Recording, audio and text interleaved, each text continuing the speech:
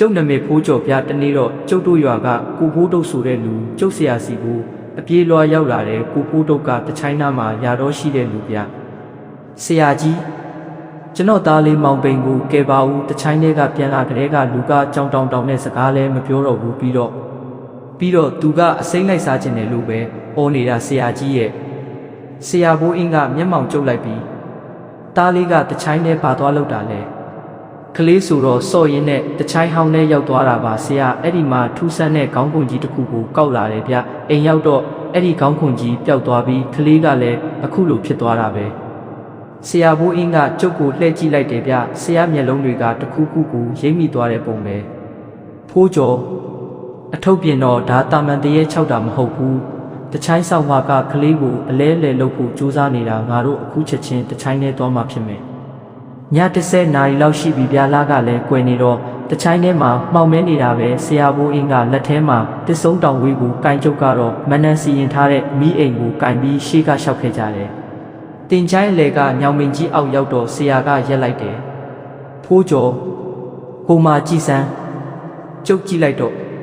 အုတ်ကူဟောင်းကြီးတစ်ခုပေါ်မှာကလေးတစ်ယောက်ထိုင်နေတယ်ဗျအဲ့ဒါကိုဖိုးတုတ်သားမောင်ပိန်ပဲဒါပေမဲ့ထူးဆန်းတာကမောင်ပိန်ရဲ့ဘေးနားမှာလူတစ်ယောက်မတ်တက်ရက်နေတဲ့အဲ့ဒီလူကအရက်ကအရမ်းရှိတယ်ဗျကိုလုံးကလည်းမျက်နှာနေပြီးမျက်လုံးတွေကမီးဝင်းဝင်းတောက်နေတာဟိတင်ချိုင်းဆောက်လူနဲ့ဝိညာဉ်ကိုလဲလှယ်လို့မရဘူးဆိုတာမင်းမသိဘူးလားဆရာဘိုးအင်းကဟိန်းဟောက်လိုက်တယ်အဲ့ဒီအမဲကြီးကတဟီဟီနဲ့ရေလိုက်တယ်ဗျအတန်ကမြေကြီးတဲကထွက်လာတယ်လို့ပဲဒီကလေးကငါပစ္စည်းကိုလာထိတာသူကငါကြုံဖြစ်ရမယ်ငါနေရာမှာစောင့်ဖို့သူ့ကိုငါယူမယ်ပြောဆိုနဲ့အဲ့ဒီအမဲကြီးကမောင်ပိန်ရဲ့လေပင်ကိုကင်ဖို့လှုပ်လိုက်တယ်အဲ့ဒီအချိန်မှာဆရာဘိုးအင်းကလက်ထဲကနန်းတာဖြူမှုန့်တွေကိုကျဲပက်လိုက်ပြီးဂါထာကိုအကျယ်ကြီးရွတ်လိုက်တော့တာပဲကုံဖះရှင်ရဲ့အာနာဆက်ကြောင့်ကင်းစင်စေထွက်သွားစမ်းဝုံဆိုတဲ့အတန်ကြီးနဲ့အတူမိတောက်တစ်ခုဖြစ်သွားပြီးအမဲကြီးကနောက်ကိုလွတ်ထွက်သွားတယ်ဗျာဒါပေမဲ့သူကအရှုံးမပေးဘူးသူကအုပ်ကူတွေကြားထဲကနေတဖြည်းဖြည်းပွာလာပြီးကျုပ်တို့ကိုဝိုင်းထားလိုက်တယ်ဖိုးကျော်မကြောက်နဲ့ငါရဲ့အဝိုင်းထဲကိုဝင်ခဲ့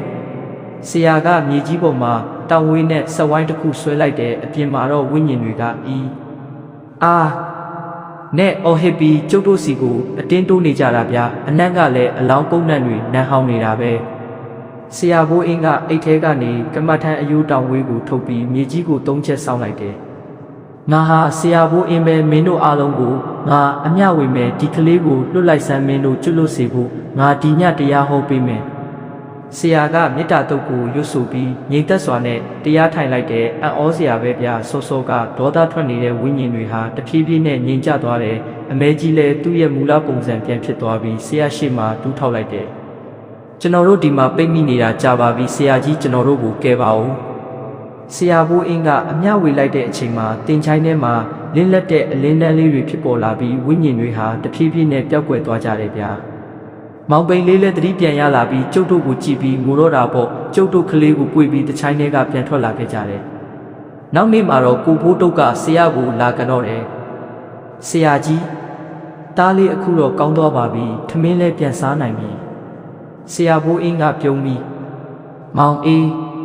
တားလေးကိုတင်ချိုင်းနားမှာနောက်တစ်ခါတော့မစော့ခိုင်းနေတော့တင်ချိုင်းဆိုတာလူသေးတွေနားနေတဲ့နေရာကွာလူရှင်တွေနဲ့မပတ်သက်တာအကောင်းဆုံးပဲလောကမှာအလဲအလဲလုံးလို့မရတဲ့အရာတွေအများကြီးရှိတယ်ဆိုတာမှတ်ထားဖို့ကွာ